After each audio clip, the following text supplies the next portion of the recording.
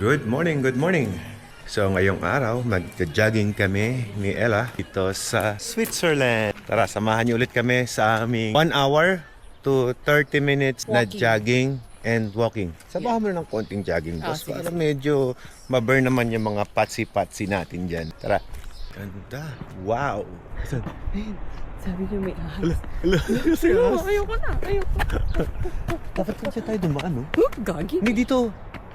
Saan papunta? Ayun, no? May ahas nga, sabi niya. Hindi, mag-ingat ka lang daw kasi may anaconda. Di bali na lang. Hindi. Maganda yan, maniwala ka sa akin. Yun, dapat gano'n, no? Dapat may ganun tayo. May ganun tayo. Kasi pababa. Yari ka dyan. Paket na to. Dapat pala sa packet pa. Mami, kapag umaakit tayo, magandang view. Tingnan mo naman yung view doon, no? Oh, di ba? Ikaw lang natutuwa, ako hindi. Guys, packet na kami. No? Yes. Sa pang magandang view dito. Lamig, may glacier there, oh. Yeah. Well, Switzerland. Ano pa bang inaasahan natin pag Switzerland ang usapan, di ba? Guys, nakita niyo ba yung likod na yan? Screenshot natin picture. 1, 2, 3, go. Sabay yung mas mataas. O, dapat nag-i-succeed. Uy, yung camera. Okay lang, napapalitan yan. Hindi, ang lente. Hindi, napapalitan yung lens na yan. Easy. Pero X5 to. Hindi naman. Kapag X5, napapalitan ng lens. So, huwag ka mag-worry. Yung mga dating 360, nakaka-worry. Ganda niya ang background, no?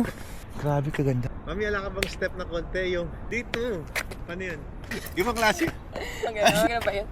Halika na yan. Ayan guys, tapos na kaming mag-jogging at mag-walking ni Ella. Tayo naman ay mag-eating breakfast. Saan tayo papayat yan?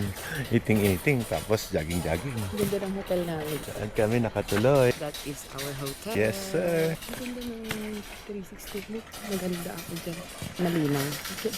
Siyempre, ganda yan. X5 yan. 8K yan. Mga 8K yan. Baka 8K yan. Okay, playground. Come on, let's go. Playground, no? Let's go. Tara. May tubig. Just like that. Basa.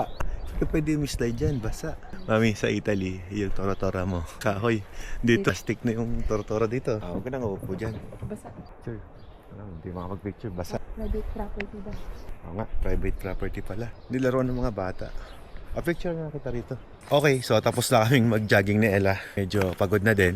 At, walking natin. pumunta tayo sa magandang lugar mamaya, di ba? Yes. Saan na to? Basta secret. So sama kayo guys, samahan nyo kami doon. At meron doon kaming pinaka-highlights na pupuntahan dito sa Switzerland. Let's go. Okay, dito muna at mag-breakfast lang kami. Pasyal namin kayo mamaya. Keep you posted.